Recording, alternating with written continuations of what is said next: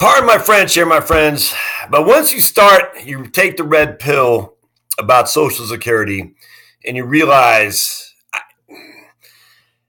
the damage that has been done by financial media, educational journalists, or educational establishment, journalists and whatnot, you start to get pissed off. Pardon my French. I don't know.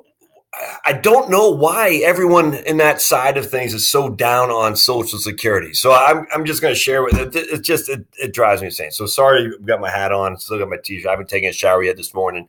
Doing my pregame research, so to speak. I wake up at like 4:00. I start reading. Usually after I get the kids off, I take a shower and then I get cleaned up, shave and everything, and I start doing videos. But I'm ticked.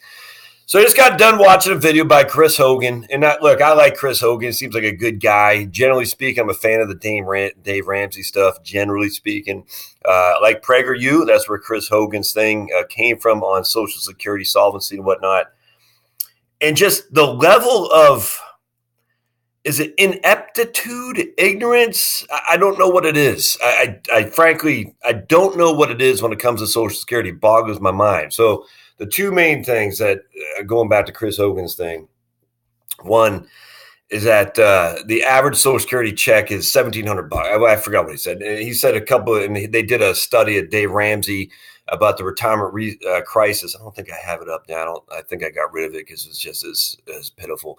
But they did a study on that said the average check was $1,345, and then Chris Hogan's thing said it was like $1,700. I can't remember what it was. I don't have my calculator here, but he basically said if you just live on the average check, you're above poverty. I just did a whole thing on that. I'm not going to do a video on this here.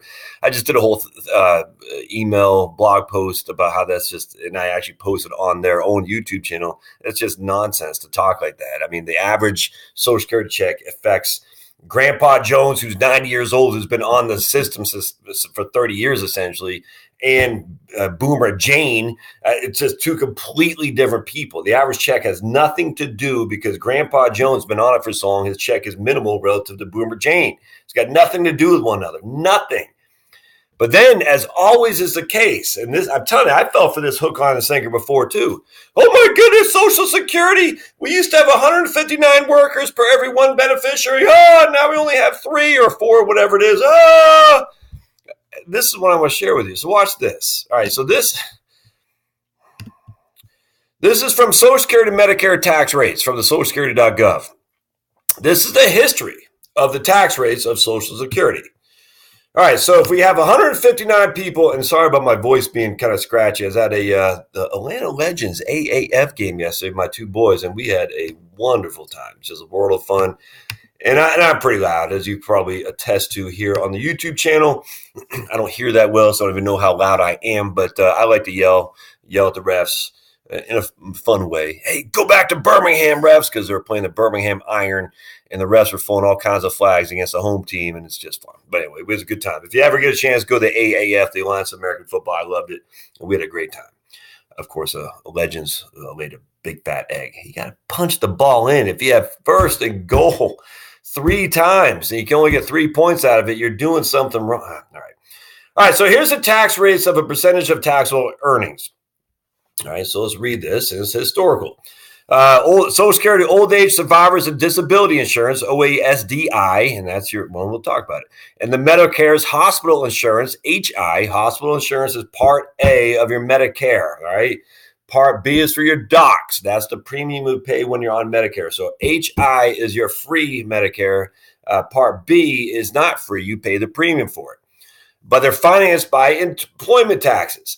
Tax rates are set by law, and you can see the laws. We're going to talk about the rates and applied to earnings up to a maximum amount for OASDI. So again, OASDI, Social Security, Old Age Survivor and Disability Insurance. So old age is retirement benefits, survivor benefits, and disability benefits, all right?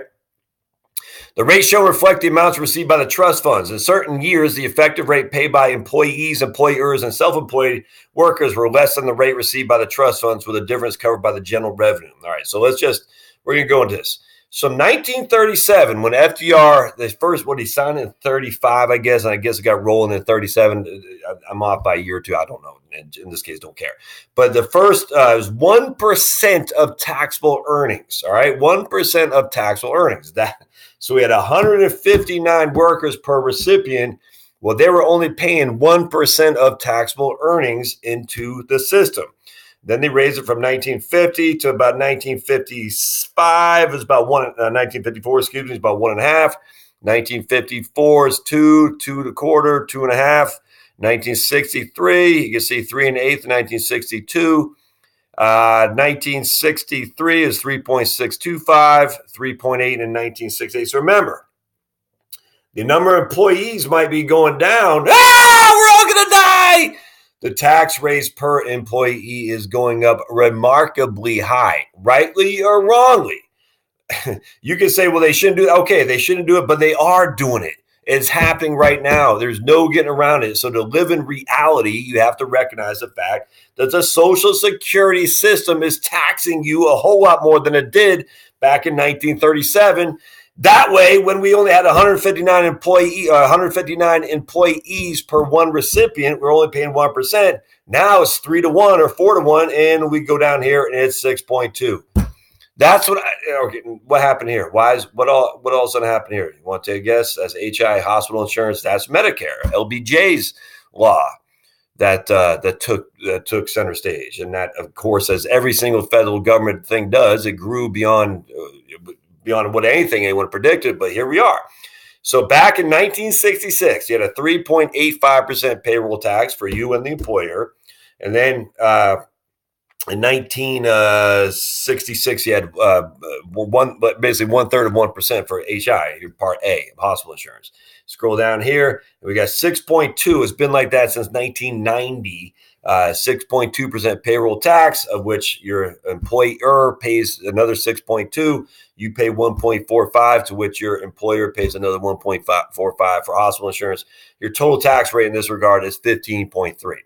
So what we can see here is it was 2.25 from 1951 is 3 3.375, and you go down to now it's 15.3%. So the number of workers shrinks dramatically, yep, but the tax goes up dramatically as well. So to only say the number of workers shrink and we don't have enough workers to support the system, that may or may not be true, but by far and away, it's not the entirety of the story. The average paycheck for Social Security, it means nothing to you specifically. The number of workers per recipient means nothing to you specifically, because unless you factor in with the taxes that are paid per worker. It's insane. So we got 159 workers per recipient paying 1%. Wow. Now we got 4 workers paying 15.3%. That includes the employer and the employee. And that's just for HI. It's with HI. But if you factor out HI, just old age, survivor disability, Social Security retirement benefits, it's 12.4. 2.25, 0, but for the first 10 years for self-employed workers, 12.4, which means employee and employer. All right. So can we stop this craziness on? I just don't get. I don't understand it. It's the old tulip mania. When everybody goes one way, what's his name? Harvey Mackay, the Dutch tulip crisis. The madness of crowds. That's exactly what this is. The madness of crowds. When everybody goes one way, it's easy to say, they're all going that way. Let me go that way too. And don't do that. And when it comes to maybe do it when you want to, to encourage your kids to save more. That's fine. When it comes to your own financial planning, I don't get how you can overlook the facts as they are. And the facts are Social Security is not destitute. It's not dormant. It is growing. Now, should we raise the payroll tax? We're going to have to. It's just no two ways around that. There's no two ways around that. The payroll tax is going to have to be raised. I get that for sure. We have a whole lot more employees in the system than we did before, by the way. The argument, of course, would be, well, we have a whole lot more recipients. 100% agree. And I completely agree. But at the end of the day, we haven't had a payroll tax increase since 1990. I'm surprised Clinton didn't get one through in 93.